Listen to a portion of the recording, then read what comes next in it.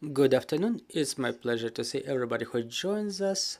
My name is Yulia, and it's my pleasure to see all of you in Ukraine Media Center, Ukraine Forum. Today is day 645 of the full-scale invasion of our homeland by Russian aggressor, and now we will be talking about the blocking of our borders. We will talk about the situation for the time being, and we will talk about the solutions of this situation. Joining us in this studio is Yulia Klymenko, first deputy head of Transport and Infrastructure Committee at the Parliament of Ukraine. Good afternoon, Ms. Yulia. So what's going on? We know that on the 6th of November, the Polish truckers have blocked 3 checkposts in our border. Then they added another one recently. So what's going on now? Well, basically nothing has changed since then. 4 checkposts are blocked, and our colleagues from other countries, I mean the cargo carriers, they threat that they would block the borders too. For example, in Slovakia, and they promised to do it starting from yesterday. And from the borders, I start getting information that they have already started movements to block the border. Unfortunately, the situation is not changing because the government does not act effectively in Poland. The government of Prime Minister Morawiecki is not interfered, and the new government has not come into effect. That doesn't play well for us, and our truckers stay from 9 to 14 days in line, and in winter that significantly slows down the circulation of the goods that are necessary for Ukraine, because as we know, that's the only corridor for the time being, because we have no aviation, no full-fledged railway connection, and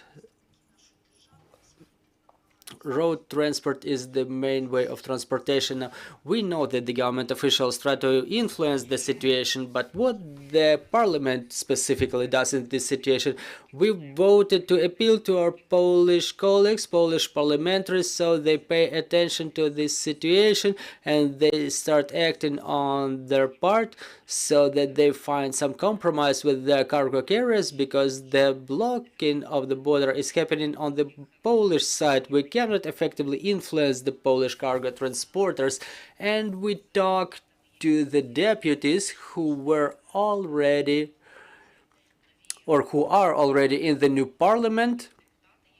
The new deputies, they have already replaced their old colleagues on the 3rd of November, but it's a issue to be solved by the executive authority. We need the diligent work of both our executive authorities and Polish executive authorities, which are currently unfortunately paralyzed. Well, we were talking to the head of our cargo transportation associations, and when we talked about some compromises that can be found to solve this problem, he mentioned that now those requirements that are being posed by the Polish cargo transporters, they are unacceptable. So accepting them would be, roughly saying, unreal for our cargo carriers. So what is the compromise that can be found in your opinion? Well, the Polish cargo carriers, they have 5 basic demands, and some of those demands I could say that they can be fulfilled with the Ukrainian party. Is access to Schlag system, then return of the empty vehicles without line. But unfortunately, Schlag system is not so transparent. That irritates our Western partners, because they understand that a European truck is staying in line for a couple of days and a Ukrainian truck is passing by just for some preferences, and it does irritate the Polish transporters. So this is why I think that we may start talking about some compromises in the electronic line, about the Schlag system, about separate line for European trucks, and we just have to exist. We don't have to revert to the permits for Ukrainian transporters. We should continue talking about liberalization of cargo transportation. If we revert to the permits and it's more than 200,000 per year, this will result in decrease of intensity of cargo carriers operations in Ukraine almost thrice, and it will result in delivery of thrice less goods to Ukraine, which will be of harm to humanitarian cargo, to economy, and it will seriously undermine the capabilities to bring more weapons to Ukraine. Ms. Yulia, we see that there is a threatening tendency if Slovakian cargo carriers already announced that they would block their part of the border with us, so it sounds more threatening. Have we started any activities with regard to future Slovakian blockade? Well, there are negotiations on a diplomatic level with Slovakia and Poland, but again, this problem should be solved by the executive authorities, and European institutions should also interfere not with bureaucratic procedures but with more efficient tools. Because again, I would like to remind our listeners that we were signing agreement about the liberalization of cargo transportation with European Union, not with Poland or Slovakia. So basically this agreement is being violated and blocked by specific countries. This is why European Commission should more effectively influence the fulfillment of such agreements as long as they are signed. The agreement is effective until summer 2024 and it's blocked by specific countries, which is unacceptable, because then any agreement that we sign with European institutions may be blocked, and then what are their authorities and how to protect the fulfillment of such agreements if any transporter, if any country, like if 60 drivers can undermine and block all the European agreement? Well, around blocking of Polish border, we've heard a lot of assumptions regarding interference of Russia and some Russian blockers that can be involved in this process. Do we have any reasons to think so, in your opinion?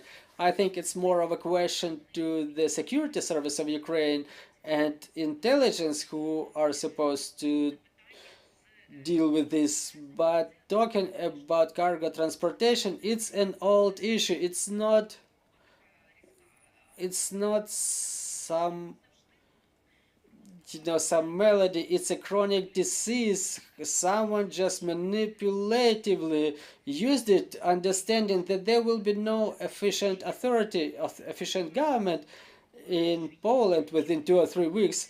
Was it done by Moscow, with the hands of Moscow? No, probably probably yes, but was it done in Poland directly? Probably not.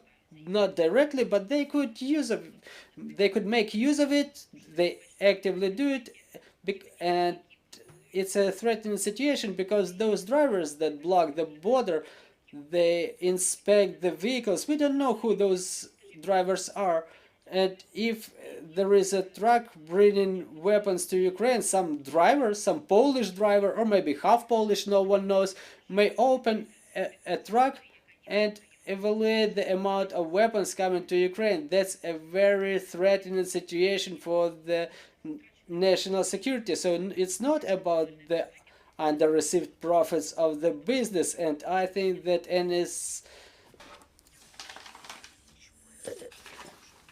NSDC should start reviewing this issue long ago. Dear colleagues, please join our conversation. Maxim Bajanov, Ukrinform. Recently, Poland stated that during EU Council they will initiate this issue of reverting to the permits. So in your opinion, what are their chances? I think their chances are not so good, maybe just because Poland will be represented by the transitional government. A new Minister of Infrastructure was appointed on the 26th of November. It's been only 3 days that he's in the office, and I think that those negotiations will be postponed until the moment Poland solves a problem with an effective government, after which both Ukrainian and Polish institutions may start to more effectively work with the Polish officials.